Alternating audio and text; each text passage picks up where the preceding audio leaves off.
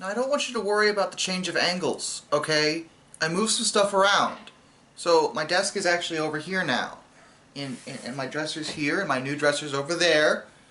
And my bed's in the same place. I moved everything, okay?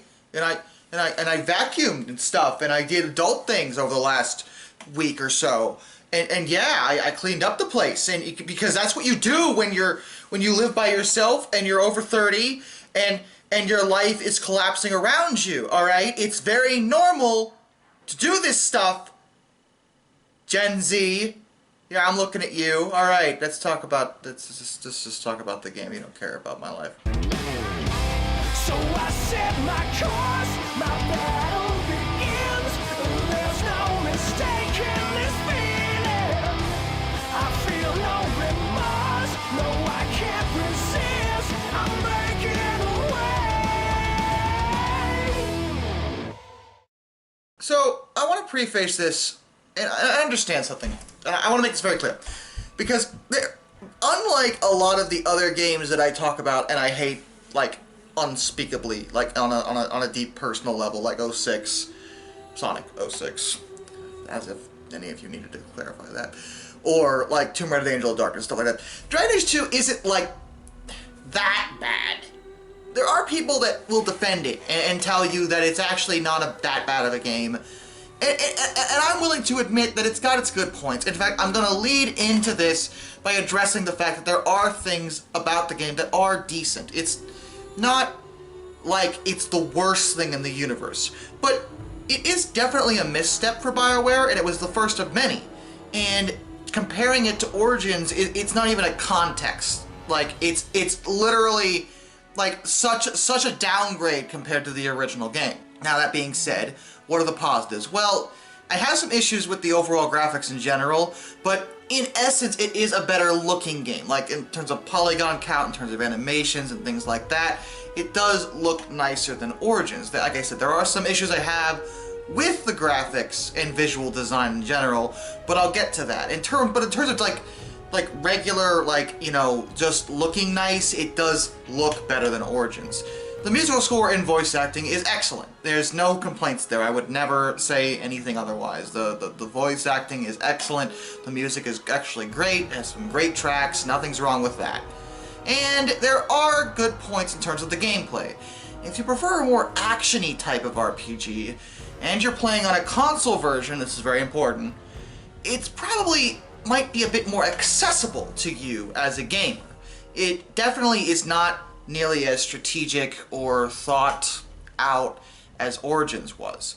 That can be a negative, and I'll get to why, but in terms of being accessible to people who are more interested in action RPGs, Dragon Age 2 does have its benefit in that regard.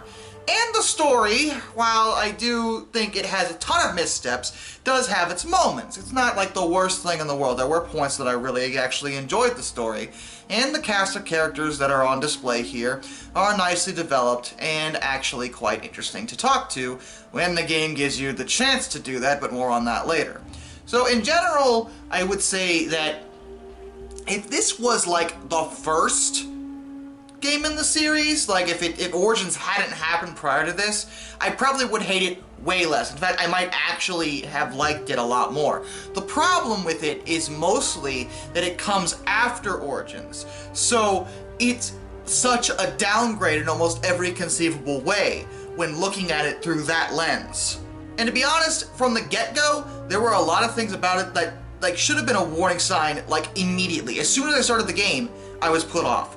Now mind you, I was just unspeakably psyched for this game. I pre-ordered it, I got it day one because I love Origins. So when they announced the sequel, I was on board. I was like, yes, yes, yes, more Dragon Age. I am just like full tilt into that. And the result was unsatisfactory, to say the least. And like I said, from the get-go, I had some deep concerns that I admittedly ignored. Like, my first playthrough, I tried to, like, not acknowledge any of this. In fact, in my own brain, I tried to justify it as if it was all okay. And it was only upon playing it again that I was like, no, I can't do it. I can't do it.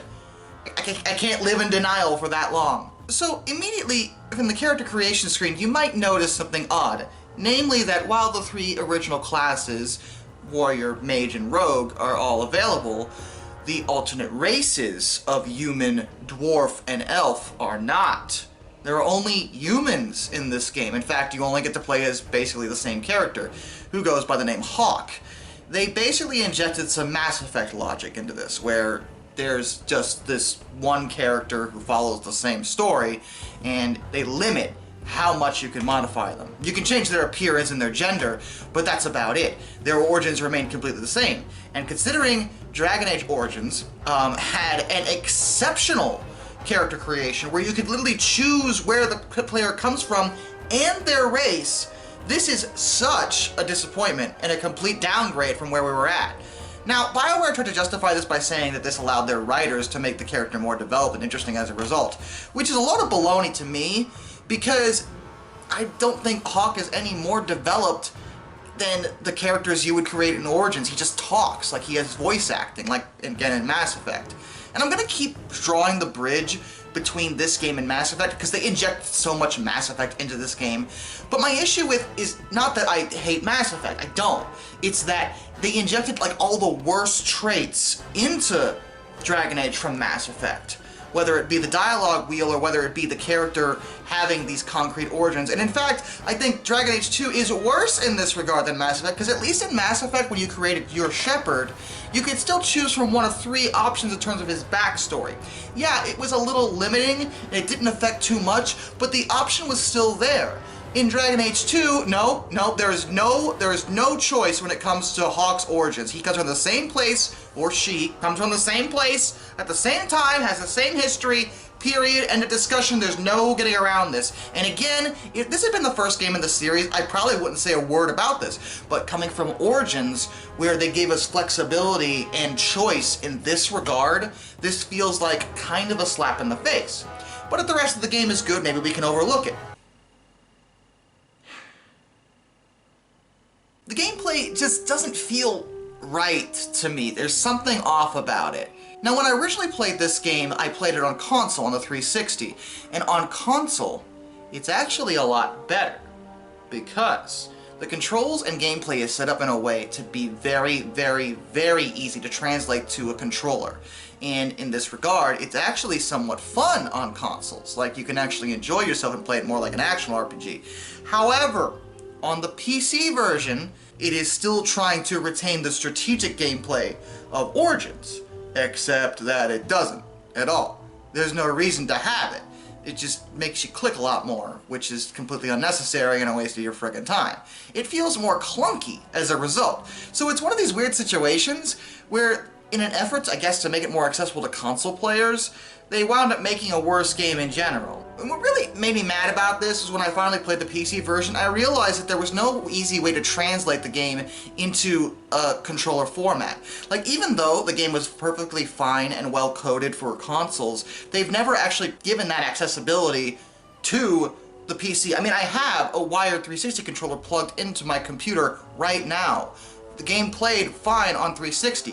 Why wouldn't I be able to choose which option to go with when the console version is actually a little bit better?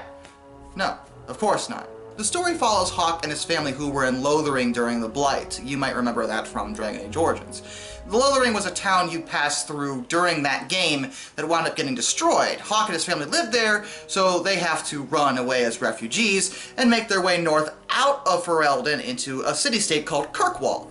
This is where the game is basically set. The whole game is set up in Kirkwall. This city-state, this is where you're at, period. And as a city-state, Kirkwall is considerably smaller than Ferelden. And again, I feel like this is a bit of a downgrade because, the first game we got to explore an entire freaking country. Now we're just, it's just Kirkwall, it's just this city. And again, BioWare's logic seems to have been, well, now we can make this one location, way more developed as a result. And I'd believe that, except that they don't. There really isn't that much more development in Kirkwall when compared to any other location you would have gone to in Origins. It's just that you're stuck there. That's the only place you're allowed to go. It doesn't help that one of the game's biggest flaws is resource recycling, which is something a lot of games do. You may notice that certain assets in games might get reused, and pretty much every game under the sun does this at one point or another. It's actually very normal. The problem with Dragon Age 2 in doing it is that they got just a little carried away with this, and didn't just rehash specific, like, isolated assets like columns or, you know, wall textures or something. No. They rehashed entire maps to be different places but look almost exactly the same. The only thing they did to change them is that they added these really obvious artificial concrete walls, so you have to go on certain paths in different locations. It's the only difference. And what's hysterical to me is that they didn't even bother to change the mini-map to address this. You can still see that the path is loaded and behind that wall, you just can't go down there. And I have no earthly clue on what planet they were living. They thought that nobody was going to notice or care that this was taking place. Dragon Age Origins had a ton of variety in terms of its locations. Yeah, there were rehashed assets, but again, that's very normal. They didn't reuse entire maps multiple times. It's not even just once or twice. It happens 3-4 times, I think, up to in Dragon Age 2, where you're on the same map, but it's supposed to be a different place entirely. Like, you know, and the thing is, I would buy from a writing perspective if these were all just the same location, because again, you're in just one city-state, so the, you know, landmass you're on is comparably smaller. You'd think they would try to make it so that, oh, well, it's the same place, but you have to go there this time for this reason. I take that. That'd be fine, because that would follow the plot. But no, they're supposed to be different places. It's just, well, it's different, except it looks exactly the same, and but it's not, because you have to trust us. I promise it's different. It's not different at all. And I don't know why you thought that we wouldn't see through that. It was one of the initial complaints I had with the game. It's one of the first things I noticed, frankly. That on top of the dialogue wheel. Now, the dialogue wheel is taken, again, directly from Mass Effect, but my problem with it is that it really doesn't have much of a place in the context of Dragon Age. The dialogue wheel in Mass Effect, because of the way the game established itself, never really stopped being what it was. The dialogue wheel basically is just a list of different text. It's just easier to map to an analog stick. But it can be very limiting because there's only so much space you can put, up to 6, on the wheel before you have to have like different tabs like more and then have a different list entirely. Whereas on a traditional list format, there's generally more room and can make for more flexibility. In addition, because Hawk is talking, it means that his voice actor has to deliver multiple different performances depending on how you make them. Now, there's no, like, Renegade Paragon system in Dragon Age 2. In fact, the morality system works completely differently than that, and I'll get to that, that's another complaint. But the way it works is that there's different tones you can choose. You can either go with heroic, comical, or basically jerk, I'll call it. I don't even know what to call it. That's just the mean option, you know. But you only get these 3 options, and I feel like having it as a list of 3 that's clearly defined for you is actually more limiting from a role-playing perspective. When it's a traditional list, you can still read off how the tone is supposed to be, and you know, there's more variety in terms of your options, in terms of listing the dialogue. It feels so samey whenever you know, put it down to a list. You always go with the one that you just, these are your one of 3 options. Those are your only options you can go with. And while it's true that you can change options at certain points, like I tend to run my Hawk fairly comical because I'm a snarky bastard. But there are serious situations where heroic or even mean is more applicable given the context.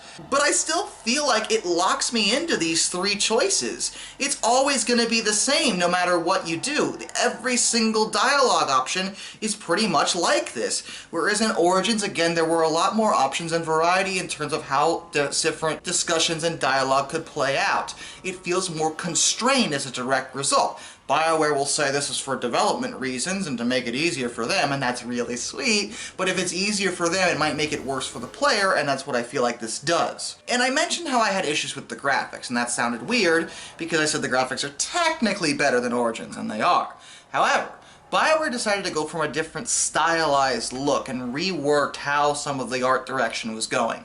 There's nothing inherently wrong with that, but I think they took it a bit too far because I believe one of their efforts was to make it less obvious this was a Tolkien, Baldur's Gate, Dungeons & Dragons inspired thing, and made some of the races in question a bit distinctive. The Kunari, for example, are a lot different than they were in the first game. They have horns now, and they have more obviously gray purplish skin. Whereas Sten in the first game is a little less clear that he's actually of a different race entirely. I actually don't mind this alteration because it does make the Kunari look a lot more distinctive and they actually look great. So I'm fine with that. My issue actually has more to do with the elves because they made an effort to dispatch from the traditional Tolkien-style elves of slightly shorter humans with pointy ears, and now going with this elongated forehead and pulled back eyes. It makes them look like aliens, not elves. They must have known they made a mistake with this because they actually fixed this in Dragon Age Inquisition, the follow-up. Because I don't think anybody liked how they stylized the elves. They just look odd.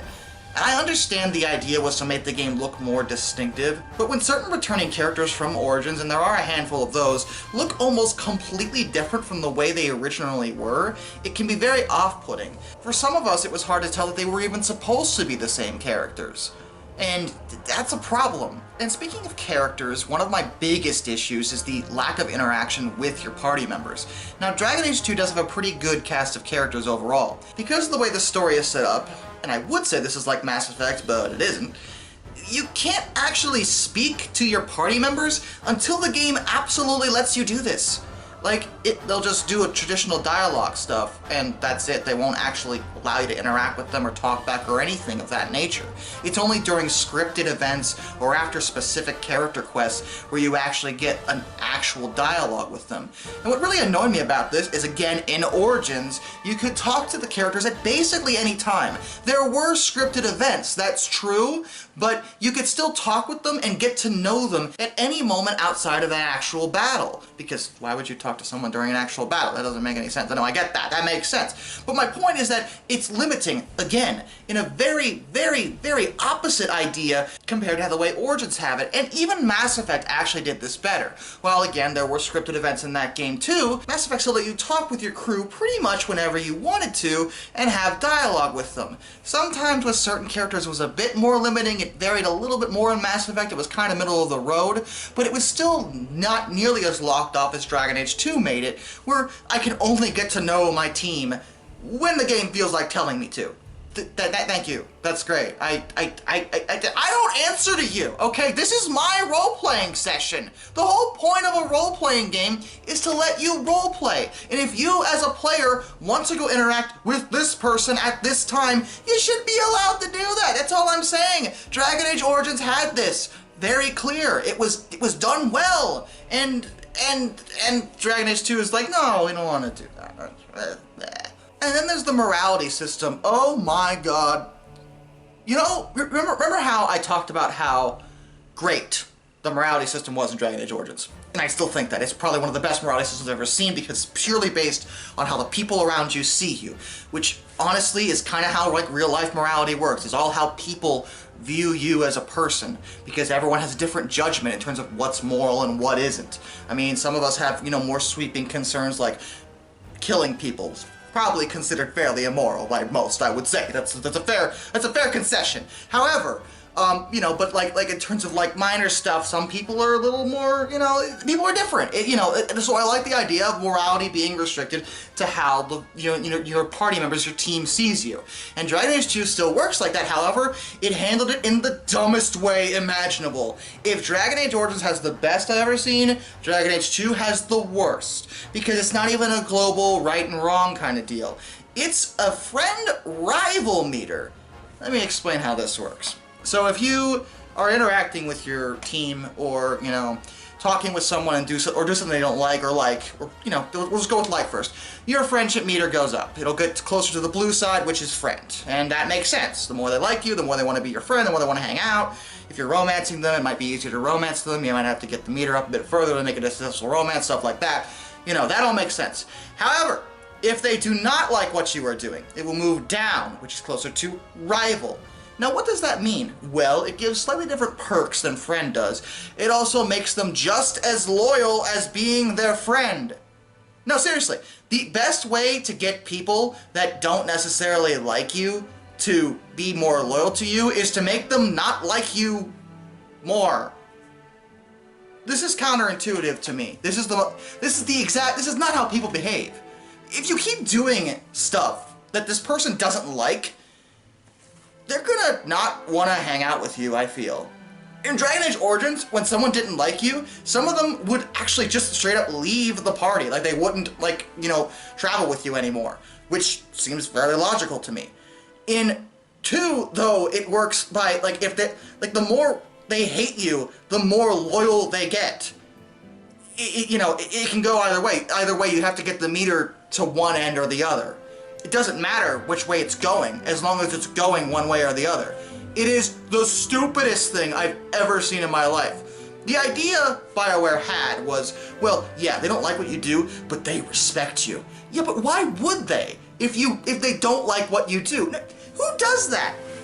I don't like this person, but I respect him. For what? Doing the opposite of what you would do every single time we do it?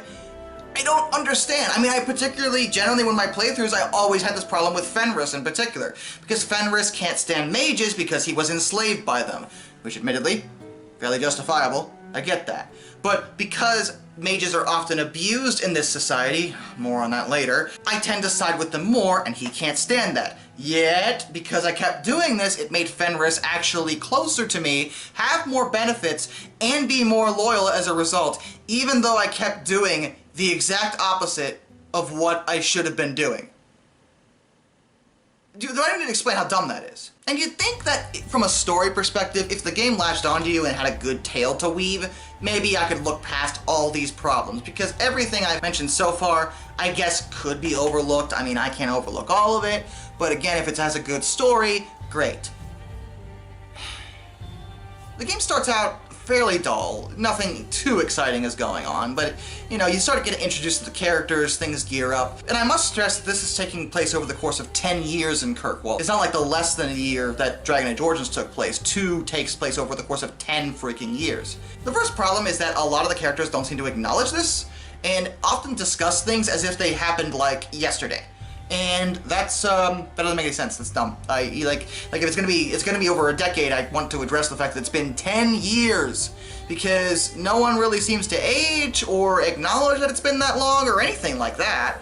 And because of that, there's no overbearing crisis generally in the game. There is, but it doesn't come to a head till the, end of the game. And there's more isolated small things you're doing. The first one is relatively minor, just getting your family off the streets since you're living in the slums, and that makes sense. And that can go a few different ways depending on how you play out, because much like Origins, there are different paths to take, and different things will happen based on your decisions. They did get that much right. The second major arc of the game involves the Kunari, and while I won't spoil too much of that, it's probably the best part of the game, because there was a lot of cool development on them as a culture, and it was nice to see, the redesigned Kunari and actually have to interact with them and deal with them on a personal level, you being someone that the Arishok, as he's called, respects in Kirkwall. The third arc is the one that made me the most annoyed, because it was by far the dumbest, and that was dealing with the mages and the Templar. I didn't explain this in Origins, but in this universe, mages are effectively shackled. They're not slaves, but they are forced to join the Circle of Magi and be kept under watch by a group called the Templars, who work for the Chantry, the major religious organization. Now, the reason for this is partially justifiable because mages have temptations to abuse their powers and make pacts with demonic forces, literally all the time. Now, not all mages do this, of course, but the temptation is always there. Any mage will tell you this. The abuses of the Templars get worse, is the problem. And there's a bit of a power struggle between Meredith, the leader of the Templars in Kirkwall, and Orsino, the leader of the Circle in Kirkwall. They're constantly at each other's throats because Meredith keeps cracking down on the mages harder, but at the same time, there are more blood mages, those that make pacts with demons, appearing in the city, so it's like, what's going on? The problem with the way this plays out is, first of all, this is outrageously, disgustingly cliche. How many friggin' fantasy novels do I have to read that have to do with mages being abused by people that don't understand their powers? It's such a common trope, and I felt like Dragon Age could do better than that. That's my first complaint, but even if I can look past that, because reusing old tropes, especially when we're dealing with something that's obviously inspired by stuff that's been established before, like Tolkien and Dungeons & Dragons and stuff like that, we can look past that, but the way it plays out is so freaking stupid, because it's abundantly clear from the get-go that Meredith is pushing too hard, that she's acting like kind of a maniac and punishing mages when they don't deserve it. It's one thing to control blood mages and people that make pacts with demonic forces. It's another to constantly think the circle is doing it. Orsino's whole point is that she paints everyone with the same brush and treats them as if they're all monsters when they aren't. He is correct. And when things finally get to head as a result of the actions of one of your party members, the only returning character from Origin/Awakening, Anders, in terms of party members anyway, you're forced to choose a side. My problem with this is twofold. For one thing, it's abundantly clear Anders did this. It was him. I promise you it was him. I watched him do it. We all watched him do it. He's right here admitting it. Why is Meredith punishing the circle at all? Even one of your own other party members, Sebastian, who is a full tilt Chantry choir boy, says this. He is one that first points it out. Why are we punishing the other mages when the person who did it is right here? But Meredith won't be denied. She's gonna kill all the mages. And Orsino's like, no, please stop her. So you have to choose which side you're on. And this is a stupid choice to me because as long as you're playing a good person, you're gonna choose Orsino's side. However, the game finally reveals that Orsino was doing blood magic. And my problem with this is at no point before did they ever clarify or even imply this. There was exactly one note where if you didn't read it, you might not have, even thought of this, that's signed by a person named O, which could be fake anybody for all I care. Like, it was the only hint we ever got that Orsino might actually be doing something that's, shady at best. If we had known that Orsino was doing blood magic prior to this, it would make the decision a lot more difficult. Because killing all the mages is still wrong, but the dude leading the mages is a blood mage. Like, this is relevant. This is stuff we need to know. So if we knew that both sides had some shady shit going on, it would have put us into a bit more of a dilemma. But as long as we're not being an absolute bastard, it's pretty clear that Meredith is in the wrong based on the information we have at this point. So what the hell kind of decision is this? Like, it's supposed to tear you and, put off this moral imperative, like what's right and wrong, but ultimately it's clear that this is an injustice on the mages, again, based purely on what we know at that time. And again, if we had known that Orsino was practicing blood magic, it would have made the decision a lot more difficult and more emotionally tearing. A lot of the choices in Origins and Mass Effect were like this, where neither side was really wrong, but we still had to pick one. It isn't the case here. It's dumb. It's so stupid, and it ends on kind of a cliffhanger, leaving us hanging based on, did we do the right thing? Was it the wrong thing? I don't know. I can't tell anymore. Ridiculous. And believe it or not, this whole deal, everything I've said up to now, every single part, was completely overshadowed by the stupidest complaint with the game. And I will absolutely tell you this. The gays. Hot stuff coming through. I know, I am truly horrified by this, but believe it or not, this is what I'm about to share with you was a really real complaint that really happened. It was like in fucking 5 or 6 goddamn paragraphs on the Bioware forums back in the day. This dude really did this. I'm not gonna read the whole thing because that would be a waste of everybody's time, including my own. But his complaint was that Bioware forgot their main demographic, the straight male gamer. And how dare they? Sorry, I can't even take it seriously anymore. It was laughable at the time and now it's like doubly laughable. This is absurd. Here's the issue. Bioware in the game made it, in an effort, admittedly, to make it more accessible, basically made it so that everybody who was romanceable in the game was bisexual or pansexual. They didn't care. No matter whether you chose a man or a woman, every character was a romance option to you. Now the complaint is simply that, I don't want to have the option to date a man. Which is weird to me because, like, are you that uncomfortable that you're tempted by that? It sounds like more of an issue with you, bro. That's all I'm saying. Like I didn't care myself. Like you can say no, you can just not do that option. It's actually quite simple. It's literally like one piece of dialogue to avoid it. Like, I don't see the problem here. There was an issue with ninja-mancing, as they call it, where you didn't mean to romance somebody, but you wound up doing it, so you have to reject them later. But outside of that, it really wasn't a problem. Like, it wasn't really that big of a deal, and I understand why BioWare did what they did. This started a tirade of replies because, believe it or not, first of all, women play video games, and second of all, gay people exist and play video games. The idea that straight men, especially in this particular genre, are even the main demographic is a stretch at best, because I would be willing to bet that a big portion of people that play RPGs are women, and I'm sure a big portion of them are gay. It's just a fact of life. RPGs by their nature tend to be more accessible in general because it is a role-playing game. You get to choose what kind of person you're gonna be. Comparing that to something like Call of Duty, which is just an action shooter game, I'm not saying women don't play that as well, but I would hazard to guess that back then, where RPGs were easily the most accessible option, they were more inclined to play games of that nature compared to the Call of Duty action style games. It's just something to note. So basically, in this notion, the idea that Bioware should only cater to straight men. We don't want any of them gays in the game. It's just like the most ridiculous thing to me. How uncomfortable are you? Where, like, the notion that gays exist is bothering you? The implication, as a straight man myself, is almost offensive to me that like, are you implying that all straight men can't stomach the notion that gay people exist? Because, wow, that's a disgusting idea. How dare you even suggest such a thing? Now, I will admit that the only part of this where people did start to discuss is that the idea of making everyone bi or pan was a novel concept, and I know why they did it, but it was a little dumb. And the reason for this is that it's kind of a cop-out, because, let's be real, like I said, gay people exist. People who are just exclusively gay, they'll only date the same gender. Those people are real. Makes it so that everyone has access to every single romance option, but this just isn't how people are.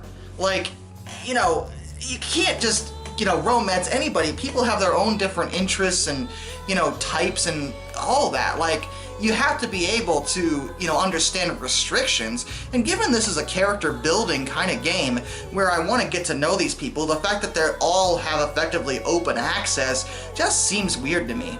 I mean, like in the case of Isabella, I don't necessarily mind because one of her defining characteristics is her overbearing sexuality, and she slept with all sorts of people of both genders. So with her, I can take it. But in a more reserved case like Meryl, I would say she would have more restrictions. I'm not saying Meryl would be exclusively straight or even exclusively gay. I don't know what I would make her personally. I'm not the writer. But what I am saying is that the idea that these people don't have any kind of conditions or restrictions or types or sexualities is, again, a cop-out. It's just a vain attempt to make everyone happy. Bioware must have known this, because in every game made after this, when there's romance options, whether it be Mass Effect 3 or Dragon Age Inquisition, the sequel, they did what I thought they should have done in the first place, which is a much bolder statement, and made exclusively gay characters. In fact, Inquisition has one of my favorite openly gay characters I've ever seen in a game, Dorian. He is fantastically written, and I think that result kind of makes it clear that when you just make it an open door for everybody, you kind of lose something in terms of what makes people people. They become less interesting as a result. The romances don't feel as exclusive, they don't feel as special when you know anyone else could have done it. You know what I mean? And as for the guy that wrote that forum post, yeah, he got flamed into oblivion because, wow, I hope he's become a better person as a direct result. And I hated the fact that this entire argument, this issue, really did overshadow Dragon Age 2's actual problems. I only ended it with this because if I didn't, someone would mention it in the comments. And it was a big piece of history with the game, but for the most part, Dragon Age 2 was just a disappointment. It wasn't very much fun to play. It wasn't very much fun to do anything in it. It felt half-baked. It just didn't feel like the complete, awesome, strategic RPG package like I had loved about Origins. And even when they did release DLC for Dragon Age 2, it didn't really help anything. None of the DLC packs changed anything about the game. I just can't believe how 2 went. I will never like it myself. If you did enjoy it, good for you. I'm happy for you, I am. But I still feel that this was BioWare's first major mistake in terms of, like, something that resulted in something that hurt us as fans. That's where I'm at with it. Till next time. This is Darkness, and I bid you all a fond farewell.